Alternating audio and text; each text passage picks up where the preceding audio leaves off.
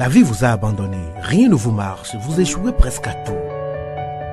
Vous vous sentez écrasé sous le poids des forces ténébreuses, de l'isolement, de la solitude et des soucis quotidiens. Vous n'avez pas la paix et la tranquillité. Vous avez besoin d'accompagnement pour atténuer vos souffrances, pour développer la force et la puissance qui vous habitent.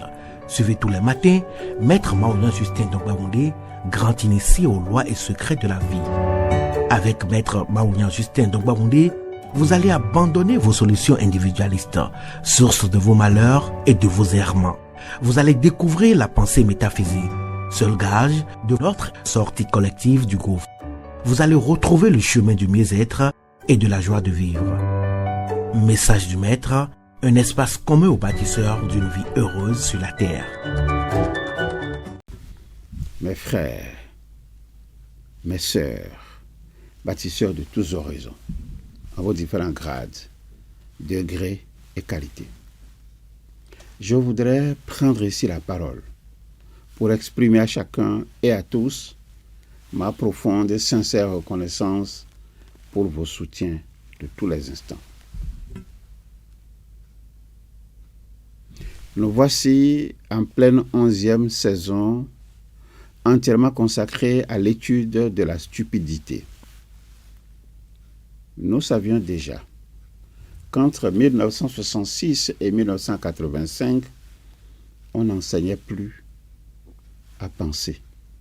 On préparait juste au niveau de l'école les apprenants à reproduire des réponses jugées correctes à des questions artificielles. La connaissance était donc orientée sur deux canaux. Le premier canal, c'est mémoriser et le second, c'est restituer. Les capacités d'analyse et de synthèse sont reléguées au second plan, sinon totalement abandonnées.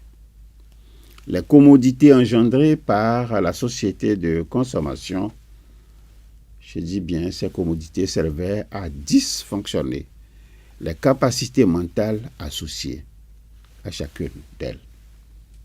La société de consommation, vous le savez déjà, a engendré des solutions déjà préparées pour des problèmes qui naguère exigeaient de la réflexion. Nous l'avons déjà dit et je le répète, plus besoin à cet instant de comprendre comment fonctionne une voiture. Le spécialiste s'en occupe désormais. Plus besoin de connaître la nutrition ou la cuisine. Des repas industrialisés existent désormais. Plus besoin de savoir les 4 points cardinaux associés aux compétences d'orientation spatiale. Nous l'avons déjà dit, les cartes et le GPS, conçus comme un système mondial de positionnement, résolvent désormais ce problème. Ce sont là quelques stratégies mises en place pour assurer le progrès de la stupidité. Que s'est-il passé alors après 1985 ? Entre 1986 et 2000, on a assisté à la simplification de la pensée et cette simplification était devenue une vertu. Celui qui ne raisonne pas en profondeur, celui qui ne réfléchit pas bien, jouit d'une considération élevée dans la société.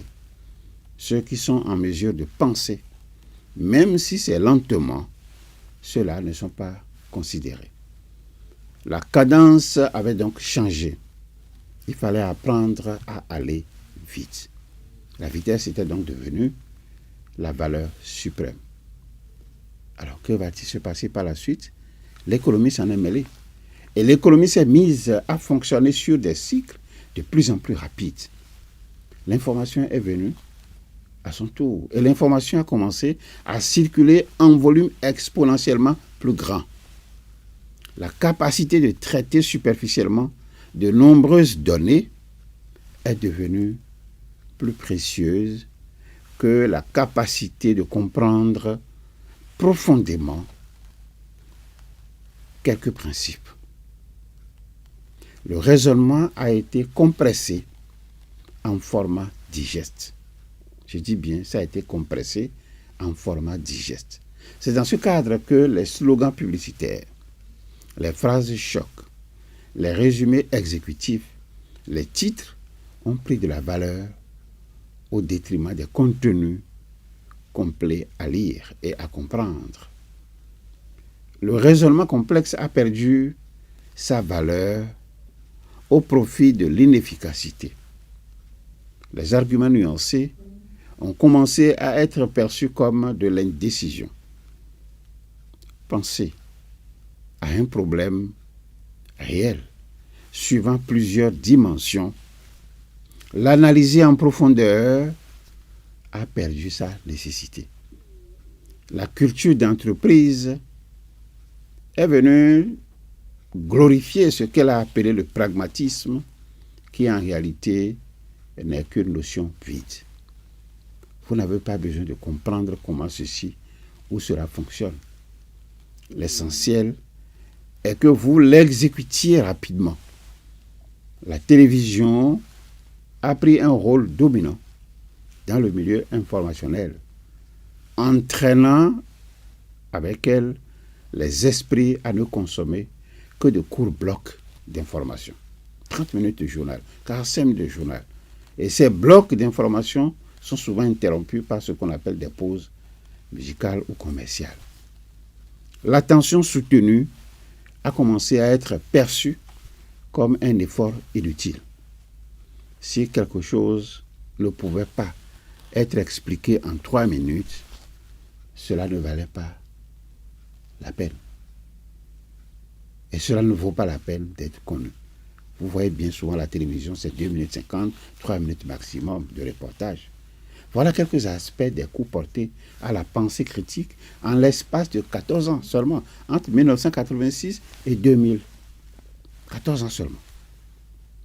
En attendant la suite dans mon prochain message, je vous demande de continuer à vous familiariser avec cette invocation simple. Ça va ramener un peu votre pensée en surface. Invocation à répéter chaque matin, 5 heures de préférence, et à intervalles réguliers de 2 heures jusqu'à 21 heures. Ça vous permettra de sortir de cette stupidité ambiante.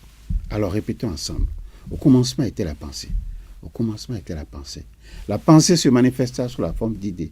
La pensée se manifesta sous la forme d'idées. L'idée prend corps dans notre conscience. L'idée prend corps dans notre conscience et se traduit par la parole, le geste ou l'écriture. Et se traduit par la parole, le geste ou l'écriture.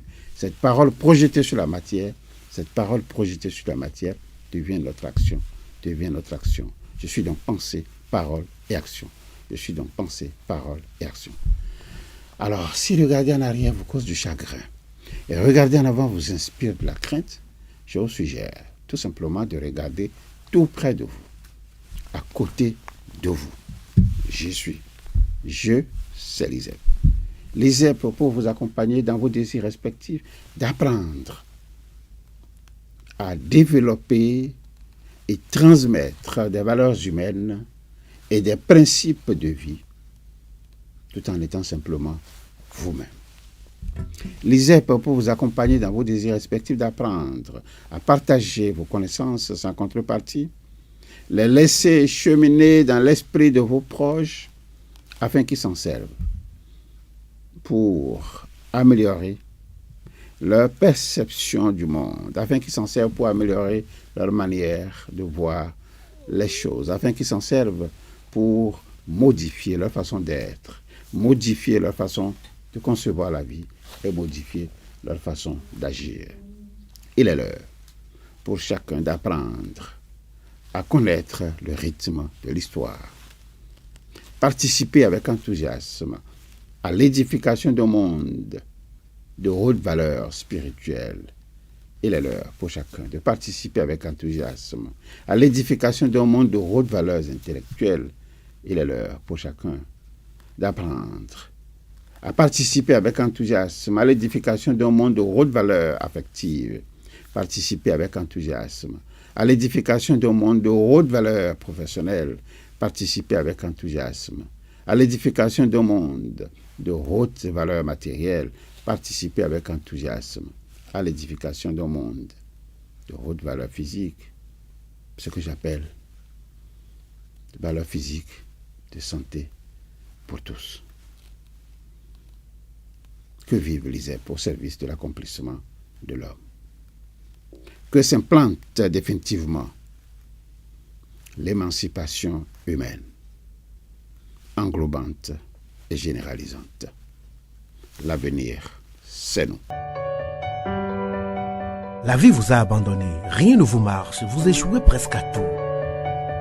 Vous vous sentez écrasé sous le poids des forces ténébreuses, de l'isolement, de la solitude et des soucis quotidiens. Vous n'avez pas la paix et la tranquillité. Vous avez besoin d'accompagnement pour atténuer vos souffrances, pour développer la force et la puissance qui vous habitent. Suivez tous les matins Maître Maouyan Justin Dongbaoundé, grand initié aux lois et secrets de la vie. Avec Maître Maouyan Justin Dongbaoundé, vous allez abandonner vos solutions individualistes, source de vos malheurs et de vos errements. Vous allez découvrir la pensée métaphysique, seul gage de notre sortie collective du gouffre. Vous allez retrouver le chemin du mieux-être et de la joie de vivre. Message du Maître, un espace commun aux bâtisseurs d'une vie heureuse sur la terre.